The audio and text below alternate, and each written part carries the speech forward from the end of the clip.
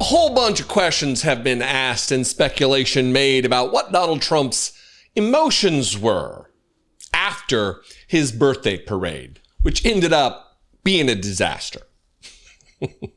I mean, any clear-eyed individual who witnessed the thing knows, like, this thing did not go off like Donald Trump wanted. I talked the day after. I played comparisons with what I believe Donald Trump wanted with North Korean army goose-stepping in unison. And it seems self-evident that that's what he wanted, right? Well, we're now getting reporting from Michael Wolff, who's written a couple books on Donald Trump, who seems to be pretty accurate all the time on what he reports on. And he went on the Daily Beast podcast, and he's reporting now that Donald Trump, I think the words he used were reamed out Pete Hegseth. What a great time for Pete, right? Reamed him out over the optics, over the tone of the parade, because Donald Trump clearly wanted, again, I'm going back to the words he used, menacing. I think that's what he said. He wanted a menacing performance. He wanted to be seen as the commander-in-chief of this ominous, lethal, just intimidating army force. What he got was dudes holding drones in their hands while they walk in a parade, and people wearing costumes from hundreds of years ago in the onset of the army. He got what he asked for rather than just what he had in his mind. Anyway, I got two clips here. Watch this first one where he talks about Donald Trump reaming out, horrific imagery, reaming out Pete Hegseth for what took place. This weekend, it was the birthday parade, and I am unbelievably curious to find out what you thought of it, and then, as importantly, what the man whose birthday parade it was thought of it too, none other than our own President Donald Trump. What are you hearing? What are people saying? You know, it's really important to understand when we think about Donald Trump, how much time he spends complaining.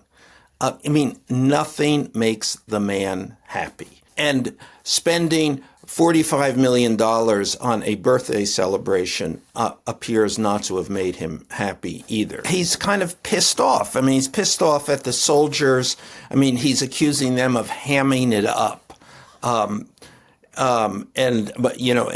by that he seems to mean that they were having a good time, that they were waving, that they were enjoying themselves and showing a convivial face rather than a military face. Interesting. And he kind of reamed out Hegseth for this. Apparently there was a phone call and he said to Hegseth, you know, the tone was all wrong. Why was the tone wrong? Who staged this? There was the tone problem. You know, Trump, he keeps repeating himself. So that was the word on that phone call was tone. I would interpret that he wanted something menacing, I suppose, you know, something military, like something like, this is the most staggering force in the world, and maybe it will come for you. I don't know what he expected. I mean, nobody can read anybody's mind, but certainly nobody can read what's the vacuous, empty void that is Donald Trump inside of his skull. Now, the conversation continued, and they talk a little bit about what Donald Trump got versus what Donald Trump wanted in a little bit more detail. Watch this. But it didn't send the message that he apparently wanted, which is that he was the commander-in-chief of this menacing enterprise. Well, certainly having soldiers dressed up in costumes from 200 years ago would not send a menacing vibe to an enemy if they were looking at this. I thought it had the vibes of a sort of trade show for the army, that the plinth that they were sitting on, the sort of theater that the VIPs were sitting on, that Donald Trump was sitting on with next to Hegseth and Melania, it looked like it had been put up overnight, and it literally looked like something from a trade show. And that is where the rubber hits the road. Donald Trump wants to be viewed, like I've talked about for years, especially I've picked up the pace of talking about it in this second administration.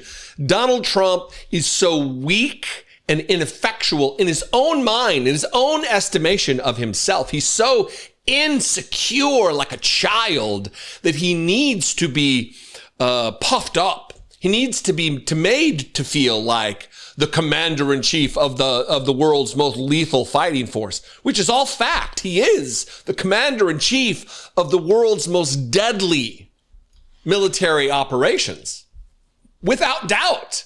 But that's not good enough for him. He needs the world to see him as a tough guy, because it's all about appearances. He can't be secure in the reality of the situation. He needs it to be felt by everybody else, while the rest of the world laughs at you, Donald Trump.